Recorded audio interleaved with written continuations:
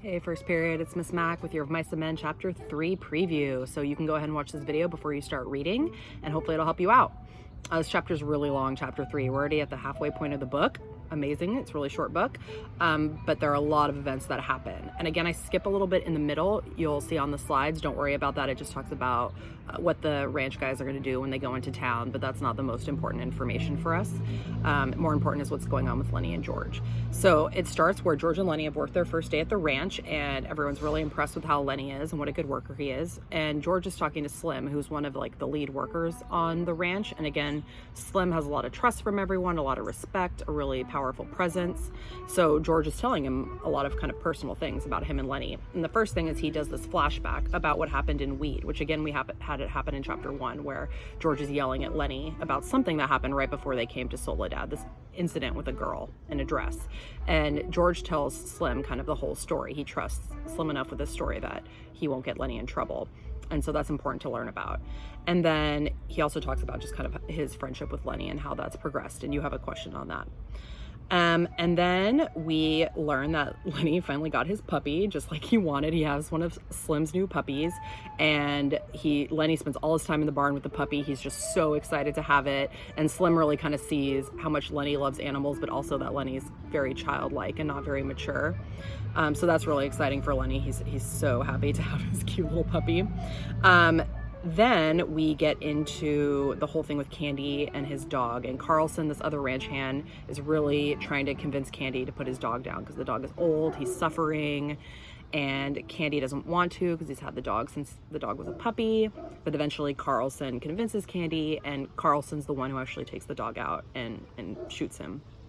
And Candy's obviously really sad, but they tell him he can have one of Slim's new puppies if Candy wants. So that's a really sad moment. Then even after that, the chapter keeps going, and George and Lenny start talking about their dream. Most of the other guys have left after Candy's dog is shot, and Lenny begs George to tell him about their dream again, having the house on the land, the rabbits. He loves the rabbits and the alfalfa. And Candy's eavesdropping, listening, and loves their dream and asks if he can be a part of their dream and join them. And George kind of thinks about that, and then they make the decision to include Candy. And so they start making plans, Candy and George, for actually how can they make this dream become reality. So that's an important question for you. And then here's Lenny just imagining getting their dream finally coming true. He's imagining the rabbits, and at that moment Curly comes in, and Curly's already angry at Slim. He kind of accuses Slim of being with his wife a little bit because Curly can never find his wife. They're always kind of like avoiding each other on the ranch. So he's already kind of gotten into it with Slim, but definitely Curly is not going to mess with Slim. Like, Slim's way too powerful. So instead Curly comes barging into the bunkhouse, sees Lenny smiling about the rabbits, and just takes after Lenny and starts fighting him.